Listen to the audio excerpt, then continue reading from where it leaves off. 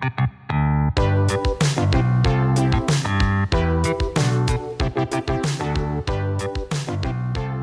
to the Confluence cast presented by Columbus Underground. We are a weekly Columbus-centric podcast focusing on the civics, lifestyle, entertainment, and people of our city. I'm your host, Tim Fulton. This week, passions can take you on different paths. That's true for Carolyn Farkas, who transformed her passion for teaching into a successful series on PBS. We sat down to discuss her journey, the future of education, the need for engaging and relevant learning experiences, and the importance of better communication and collaboration between parents, teachers, and the community as a whole. You can get more information on what we discussed today in the show notes for this episode at theconfluencecast.com. Enjoy the interview. Sitting down here with Carolyn Farkas, the creator and host of Doodles and Digits, a math learning show. Carolyn, how are you? I'm great. How about you? I'm doing well. Tell us about Doodles and Digits. So Doodles and Digits, we are a company that tries to make math more engaging for students. The show itself, Doodles and Digits, How It's Math, is we go behind the scenes of different industries and share with students when they're going to actually be using the math they're learning in class in the real world in different industries and different career opportunities. So like people that make the argument that Algebra 2 shouldn't be taught and people should be taught how to do their taxes, but really, actually, Algebra 2 is taxes, like that's... Yes, okay. Yeah, because when I was in the classroom, my students would ask me all the time, like, when are we ever going to use this? And I love upper elementary math because it's actual math that you're going to use pretty much every single day. Yeah, so let's step back to that. You started as a teacher. Yes. Tell us about that. So I was a fourth grade math teacher in Worthington for 7 years, and I loved it. Having like those relationships with students was great. But during the pandemic, we obviously were hybrid, remote, in person, all of the different modalities, and I couldn't find any math videos to help my students or even the parents, to be honest, when they're helping with their students at home for math. So I decided to create my own, and that's kind of how Doodles and Digits came to be. And so it's your job now? Yeah. Okay. Yep. It's on PBS. Yes. Is it on the air or just online? So it's everything. So it's on the app, it's on pbs.org, and then it's also showing across the entire country, just depending on like what station when it's showing it and things like that. And you've done some additional sort of like content generation too, right? There's additional, I think, worksheets or different graphics that you have available for folks to use. Absolutely. So we have a whole YouTube channel that not only has this show, but we have a lot of how-to videos. So for example, how to find equivalent fractions, math puzzles, things like that. As far as PBS goes, we're going to also be on PBS Learning Media this summer, which is going to have lesson plans and worksheets to go along with all of the different segments of the show for teachers that they can use in the class, and even parents too, if they want something that their student can kind of follow along with at home. Okay. So talk to me about, so you have the idea of, I want to create these things. You were talking before we came on the air that you learned how to animate. Yeah. And I actually admittedly have watched like one of the full videos, right? Yes. But you are an animated character and the host as well. Yeah. Why did you learn to animate to do it, or was it a passion of yours, drawing? I've always been into art. There was a fork in the road back in high school if I wanted to go into animation or teaching, and I chose teaching, and now it's kind of great. I get to do both. So I've always drawn things. You can ask my students. I used to draw like big pictures on the chalkboard and stuff just to get students engaged. So once I decided that I wanted to create a show, I was trying to think back of like all the things that I knew my students loved, things that engaged students, and things that kept coming up was animated characters. And so I decided, you know what, I have this skill set. I can learn anything. I tell my students, if you put your mind to it, you can learn anything. So I learned how to animate, and that's kind of where we're at. Okay. And talk to me about sort of the business side of it. You made like, a pilot, or like how did you start pitching that like this is a resource that should be used, and then how do you monetize it? Yeah, so I actually started on YouTube. Okay. I made a lot of videos, and I specifically made sure I was making videos that I knew like these videos like students need, teachers can't find.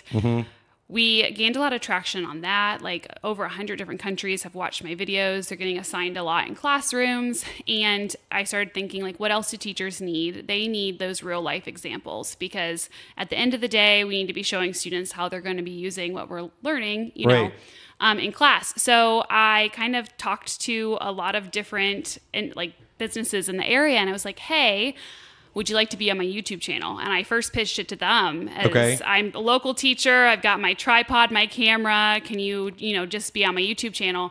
And once I started recording them, I realized like this is something really special. Like more students, obviously need to see this. And I know I grew up on PBS. I was a PBS kid. It's like, so how do I get on PBS? So I Googled it. I figured out the steps.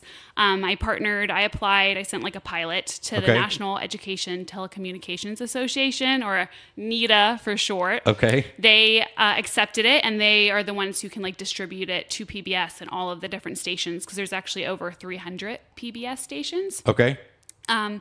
They accepted it. And then typically the next step is you get an underwriter or a sponsor, which I'm sure you've seen before PBS. Like, this show is provided in part by viewers like you and right. So Scott's Miracle Grow actually is my underwriter for season 1. They loved what I was doing. I reached out and I said, hey, would you be interested in partnering? And so they sponsored my first season. Okay. And local connection, obviously. Yeah. So you had to be, and is there anyone else we should be giving credit to for like these hats that you're wearing? Because I just want to walk through them, right? Like content creator, animator, voiceover, I assume the camera work, the editor as well. Yeah. And the salesperson. And basically producer, for lack of a better term. Sorry, that is producing. Yeah. Not lack of a better term. That is producing. What was surprising to you going through that process? Like, is it one of those things, as I started doing like event planning in my 20s, you sort of learn very quickly, like, oh, there's a lot of steps here, but there's no steps that anybody's going to tell me no. I just have to get it done. You have to get it done. I think you have to like figure out the right questions to ask. And also like, you just have to have like that tenacity. Like, you have to keep going. You have to, I always joke, like, you have to get really good at rejections. You might ask 100 people to be, hey, you want to do this math YouTube show? And, 90 of them might be like, no, why would I want to be, or just not reply. Exactly. Right? Yeah. So it's just, I always knew that I wanted to do something for students and just to keep going. And I kept telling myself, it's like, okay, I tell my students, you can do whatever you put your mind to. Like, now I need to show up and do what I said that I wanted to do. I am wearing a lot of hats, and I've learned a lot in the past couple years. Yeah. Well, and so did you end up basically transitioning away from, and I'm writing in between the lines here that like, it was sort of the pandemic that you were like, I don't know that I want to do this forever anymore. Yeah, so it was a couple things. I was in the classroom still a year after the pandemic, but I also had 2 little boys, 2 under 2 in this time. So it was kind of like a combination of a lot of things. Everything was still shut down. I had, an infant and a 1-year-old. I still wanted to teach, and it was one of those decisions where I knew that I wanted to make a big difference and still be in education, and so I kind of just took the leap, and I said, okay, I'm going to do this, and that's kind of what happened. And so you were able to basically, I assume there's a partner involved as well, right? That like you were able to like, hey, I'm going to take this time and I'm going to grow this business. Yep. And this is bless them for that. So talk through sort of like the research about through the content generation of like, you reference sort of filling gaps of like, this is the stuff that wasn't there. Yeah. So all of my show and all of my videos, we start with like the actual learning standard that students are learning in class. Okay. I was kind of finding when I was trying to find resources as a teacher, they were really entertaining like videos. And then there were videos that were teaching, the core concept, which I'm sure you've seen those math videos. Very dry. So dry. Someone just like writing on a whiteboard, nothing engaging. So I'm like, okay, we're going to start with the standard to make sure we're teaching the students what they need to know. And then we're going to add those engagement pieces. And I've got my master's. I love research. So I make sure I dive into the research. Like, what is engaging students? What is the best time length for videos? Like most of the research shows 10 minutes or less. So all of my shows... In order to get them to watch it. And be engaged the whole time and to get the content out of those videos. So for example, my show, it's around 30 minutes, but I purposely have broken it into 3 like 10-minute segments or less. So then teachers can show just like one segment and then actually have them doing an activity or game or things like that afterwards. But the full length of it is basically because PBS airs 30-minute long things. Yep. Got it. Yes. But on like my YouTube channel, it's like the shorter segments. And then as well as like PBS Learning Media, it'll be all of the 10-minute or less segment chunks with all of the lesson plans. Can I ask nerdy questions about like contracting and who owns what and all that? Yeah. Okay. So you have the YouTube content that is specifically yours. Yes. No one's actually underwriting that, or are they? No, that's all me. And I obviously YouTube ad generation. You get some ad revenue from that. Even for kids stuff? Even for kids stuff, it's not the same amount as like I'm sure like Mr. Beast or someone like that. Right. Okay. But you still do get ad revenue. Okay. Yeah. And so then the stuff that goes on PBS, does it only go on PBS? No, so I own all the rights to everything. Got it. And that's how a lot of other PBS shows you might be familiar with as well, like Fred Rogers Studio and things like that. PBS doesn't usually own the rights to that show. So Sesame Street, I think there was a lot of people upset a couple years ago. Workshop or whatever. Yeah, and they actually show, I think, their episodes first on HBO now. I don't know if you knew that. And then they go to PBS. So yeah, I own technically my production company owns all of the IP. But they are licensing it, but they're licensing it by virtue of the sponsorship. Is that? Yeah. So basically, I think that's kind of a misconception I talked to a lot of the public media people about is like, you think on PBS, like, they're paying for a lot of the content and they aren't. A lot of the content is either sponsored by someone like Scott's Miracle Grow, or you might see these large like federal grants, like the National Science Foundation or things like that. That's how production companies get the funding to make something for public television. Got it. And so, sorry, this is my niche, right?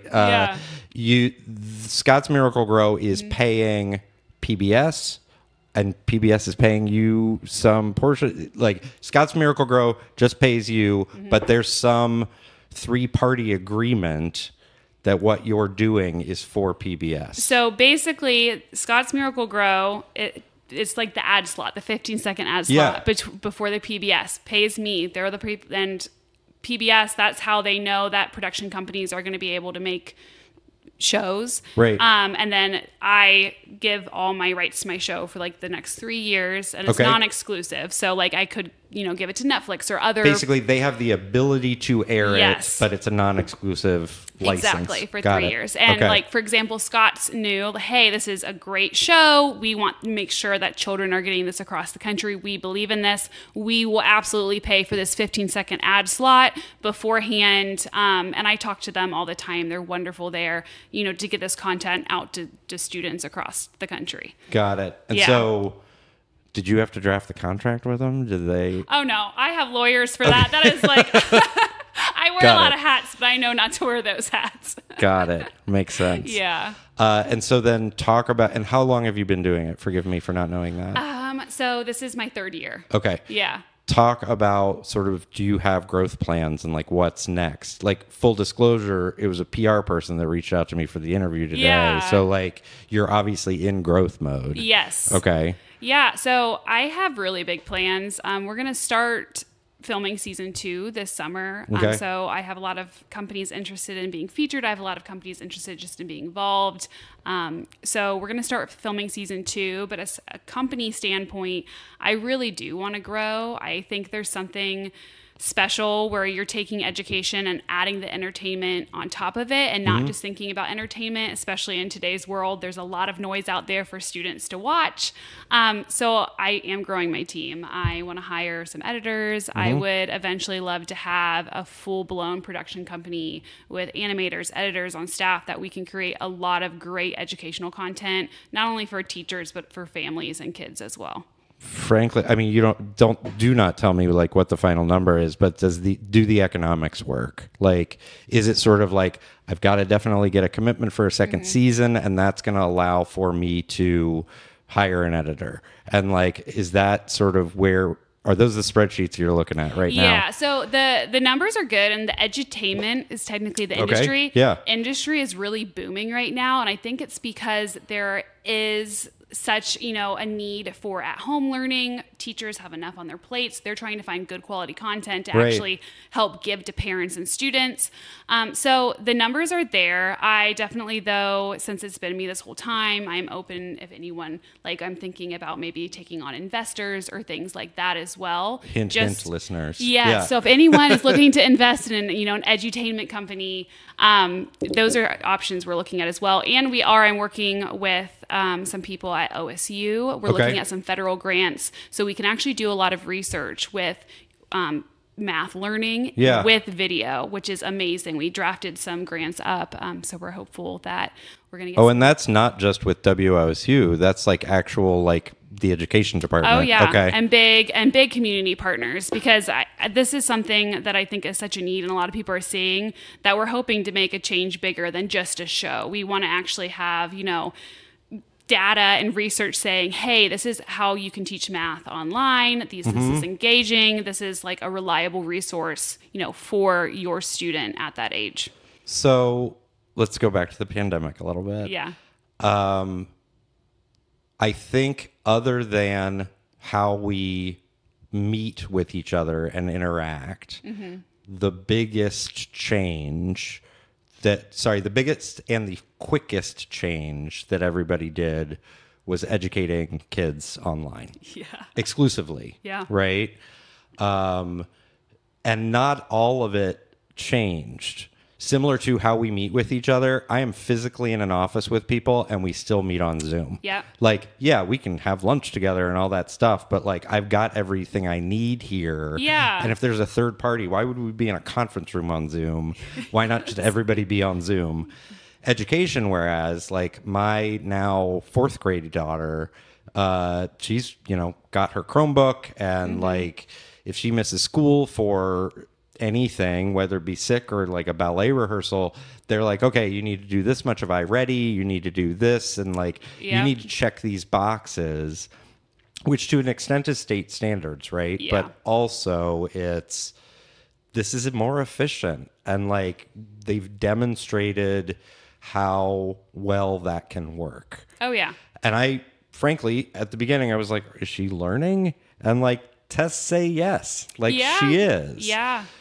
Do you have an opinion about, like, do you think that's good? Is that something we should be leaning into? I guess I probably know the answer because that's what you do, but like... I think it's a combination. I mean, I am firmly a believer that teachers will never be able to be replaced because as someone who's in the classroom myself, like they have that ability to see each student as an individual and tailor the lesson and truly know what that group of students needs. I think the video component and online is a great tool, just like anything else. And especially, I know for parents or even intervention or that extra scoop of like, hey, you didn't get it like this first time. How about we have a different strategy? Because I struggled even in the classroom, like the students that sometimes struggled the most in math, the videos that they might need to watch to like review the concept 1, 2, even 3 more times were so boring that it's like they're going to hate math even more when I'm giving them these videos that aren't engaging, aren't fun, and then if they hate math, they're obviously not going to want to succeed in it. So I think it's just giving teachers additional tools to teach. But obviously, I think, education, ed tech, that whole industry, it's helping teachers make sure that they're meeting all of their students' needs instead of just having to like do it all themselves. And this question's for the investors. Do you see the company as it's going to continue being edutainment, or is it going to become an ed tech company? and sort of get into, apps, different like flashcards that interact with the camera on your phone and like all that sort of stuff? Or is it like, what's the vision? I think it could be both, to be honest. I don't know if you know what ISTE is. It's like the biggest EdTech conference in the country. I'm speaking this year, actually, at ISTE. So, like, obviously right now my videos are being used on a lot of different platforms, like Edpuzzle and Google Classroom. You can see in the analytics, like, most of my views, our teachers are like, this is a video. Where was this embedded? Yes, right. We need to embed this, and students are watching it. So I definitely think we're going to start with edutainment, but I think it's one of those things, like obviously all of these other big companies, Netflix, things like that, they've come up with their own platform where they're, having different algorithms and things like that. Right now, I think we're focusing on the content, but I could definitely see in the future it going towards creating more than just videos to make sure that we're truly meeting the needs of teachers and students. But you're not necessarily going to like have a doll of the animated version of yourself. Or maybe you will. Okay. Well, we have a math chicken, so we might have like a stuffed math chicken, And do you think you're going to stay in this upper elementary math? Feels specific, right? Yeah. We're going to definitely stay there for right now because I think that's where there's such a need, and there's so many people, I think, that have math anxiety or a fear of math that we haven't done what we need to do in that area. Okay. But like I said, if we keep expanding, I have a lot of teacher friends who are like, we need things for younger kids or even people in other subjects besides math. I'm open to it, but for right now, just you have enough work to do. Yes. That's fair. That's fair. And I mean, Columbus is a character in this show too, right? Yeah. Like the folks that you're interviewing, like Bake Me Happy and like, I think a chiropractor that was here in Columbus. Like, do you intend on keeping it homegrown?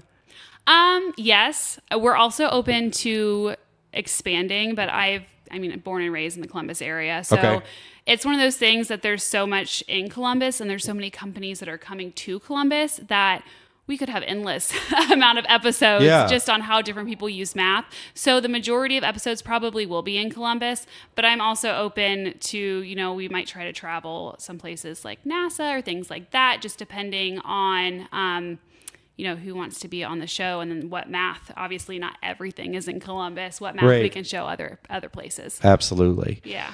What can people find on your website? What resources are available to be utilized? Yeah, so there's a lot of different things on my websites. Obviously, there is the videos, but we also have a lot of blog posts with really great information about, for example, the best picture books for place value or what you should be asking during parent-teacher conferences to get the most out of it, specifically for math. So there is a ton of resources for parents and teachers there. And we also have things like math coloring books, worksheets that go along the videos. Really, it's a wealth of knowledge for parents and teachers. Got it. What are you shooting with? Like what camera? So I started with an iPhone. Yeah, and now I have a Sony. Okay. Yeah. Great. Like a DSLR or? It's a mirrorless. Got it. Okay. Yeah. And then editing with? The whole Adobe suite. I love the Adobe suite. Okay. Yeah. Fair. What do you edit with? I do. There's 2 iPhones currently in the room. And then Reaper for audio, but since we started doing video with Final Cut Pro, because it merges this and those so easily. That makes sense.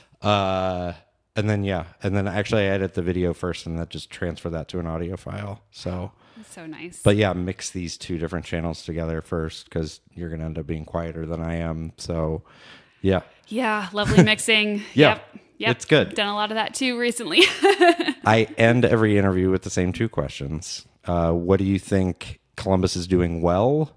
And what do you think Columbus is maybe not doing so well? It does not have to be in the purview of your work. Okay. Sometimes it's almost better if it's not. Okay.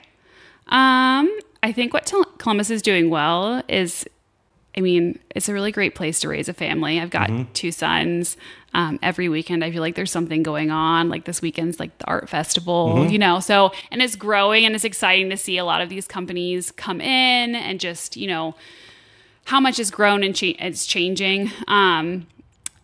Something that, the second question is something that could. But maybe it's not doing so well. It's not doing could so do well. better, doesn't do well. Oh, I guess kind of two-part. I feel like there's a lot of companies moving in, and I think there's a lot of great resources out there for parents and teachers. This is kind of in my sector. Okay. But I don't know if the communication or the collaboration between the two, because even as someone who taught in the classroom for 7 years, over the past couple of years, I've learned about all these awesome resources even within Columbus, and I had no idea as a teacher that you could be exposing. Exactly. So just helping families connect with those resources, and then also driving here, I would say public transit, because we don't have much of that, and I just think about other larger cities that traffic's sometimes a little crazy. It is a common refrain. Yes. Carolyn, thanks so much for your time. Thank you so much for having me.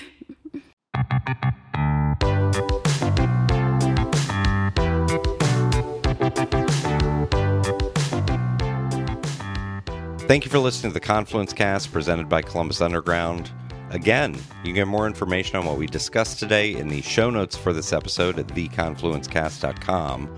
Please rate, subscribe, share this episode of the Confluence Cast with your friends, family, contacts, enemies, your favorite edutainer. If you're interested in sponsoring the Confluence Cast, get in touch with us. We can be reached by email at info@theconfluencecast.com. Our theme music was composed by Benji Robinson. Our producer is Philip Cogley. I'm your host, Tim Fulton. Have a great week.